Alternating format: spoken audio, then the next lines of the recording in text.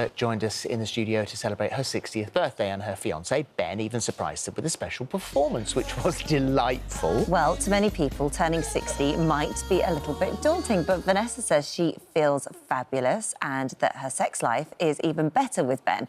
I should just clarify here, actually, that's not what you said at all.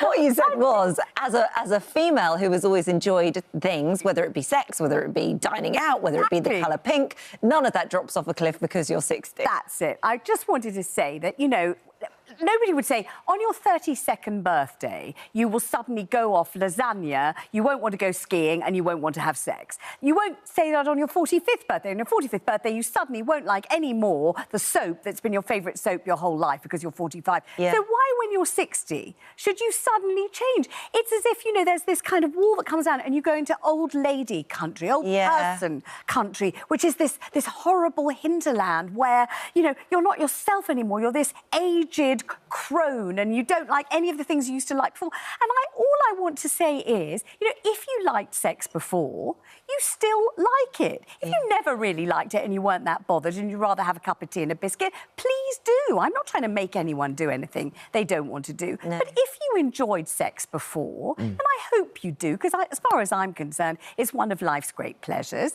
It is enjoyable, it is fun, it makes you feel nice. You makes feel your good relationship afterwards. very strong. Yeah, and you feel close physically to your partner, and you just feel a bit loved up and cuddled up and nice. I mean, it's good for your health, it's good for your heart, it's just good fun. Well, if it wasn't for any of that, you wouldn't have anything to post on Instagram. Well, that's the thing. You see, it's something to post on Instagram. This is the crucial part of it all. But my only point really is, you know, if you enjoyed sex before, when you're 60 or 65 or 75, you still do. Nothing suddenly changes about you. You don't become different.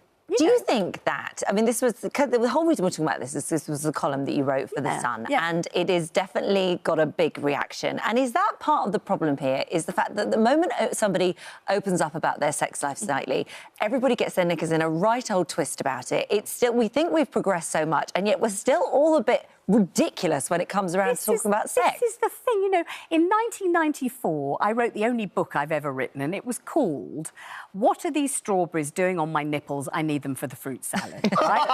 and you know, I don't think you can even still get hold of it. I don't think it was the greatest work of literature ever written, but I wrote it. And I've always liked talking about sex. I've always liked chatting and gossiping with friends about it. I've always liked doing it. I just like the whole. I'm interested in it. You know, I like something like Bridgerton because there's lots of sex in it. I always have done. And I'm still amazed that all these years after what was supposed to be the great emancipation of the 1960s, people are shocked and horrified and how could she and how dare she and why is she and what's she doing and why is she doing it?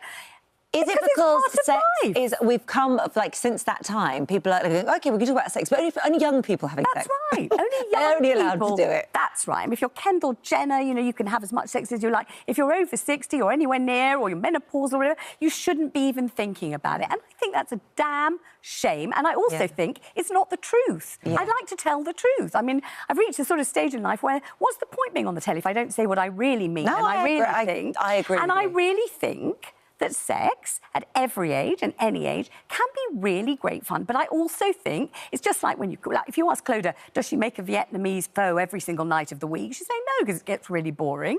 You have to think of something else. You put some imagination into it.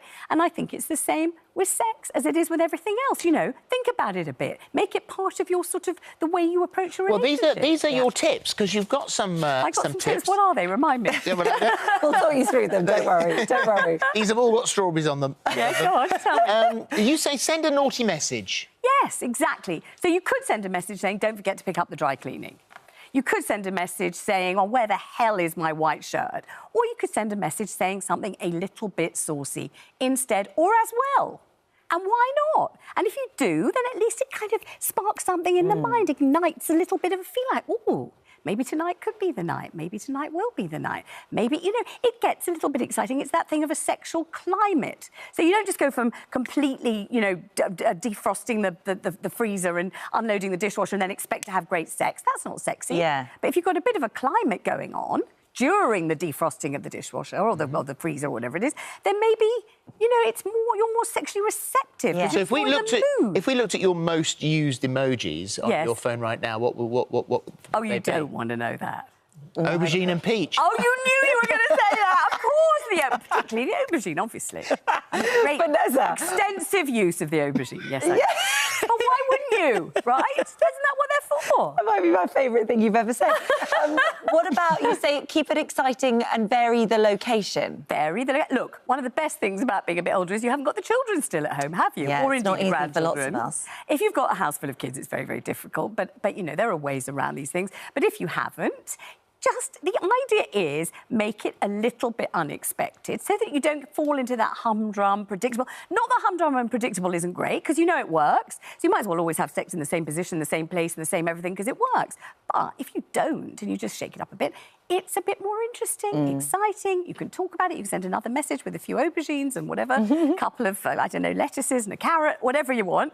And the next thing you know, it's a bit more, why can't it be a bit amusing as well? Well, you say get imaginative. I think so. I think so. So that, you know, if you usually do it last thing at night, do it in the afternoon. If you normally do it first thing in the morning, think about doing it last thing at night. I mean, in other words, just bring a little bit of your own personality to it. Don't allow it to be the afterthought, the thing that's predictable, the thing that you only get round to when you've done everything else. Yeah. Try and kind of shift the priority a bit. Why, what's a vegetable trail? Oh, stop asking me about that wretched vegetable trail. Why? A vegetable trail is... It doesn't have to be vegetables. Let's say you've got a whole load of tangerines you've just bought. Yes. Right. My God, you've talked about this before, and I've only just got over it. I have talked about this before. And so let's say you would like to be amorous, let's say. Yeah. And so you've got a few tangerines or something, a couple of pears and a banana. I don't know. So you do a trail going up the stairs to where you are actually, you know, in your delightful peignoir, negligee, or completely It's like a less naked. PG Hansel and Gretel follow the breadcrumbs. It's Exactly. like, It could be breadcrumbs, but how do you get them out of the carpet? So you always practical, Vanessa. Exactly. Yeah. You are at the end of the vegetable trail. You're at the end of the vegetable trail, and there you are. Now, look, it could be that your partner comes in, is exhausted, really wants a sandwich, would much rather not. But if your partner is someone that you love, Well, at least he's got the fruit and veg. They've got the fruit and veg, they've got all that vitamin C, and they can say, look, you know, you look delightful in your negligee after all those, you know, leeks and potatoes, but actually, you know, could we take a rain check? In which case you wouldn't be mortally offended. Yes. OK, you had a joke, so Could what? put all that back in the fruit bowl. Yeah, would you? exactly. Yeah. We'll make a soup out of that vichyssoise we'll make later. Exactly. So the bottom line of this is, it's not telling people they've got to have more sex when they're older. This is just about that if you are getting older and you've always enjoyed sex, then just keep doing it. Exactly. And the idea that, you know, a kind of embarrassment can set in between even the oldest and most loving couple if that too long goes by where you don't have any kind of sexual contact at all. It can start to be who's going to make the first move, and I've kind of forgotten what I wanted to do, and actually I feel a bit funny about it. Whereas if you keep it going, and if there's lots of, I really mean this, hand-holding, the odd squeeze, a bit of a pinch of the bum, a bit of something like that, something saucy, something whispered in the ear, a little note left in the trouser pocket or whatever it is, it can just kind of ignite it all. liven it up a bit. And all I want to say is you don't suddenly become old and not be interested anymore. That's never going to happen at any age. Thank you. Thank you very much.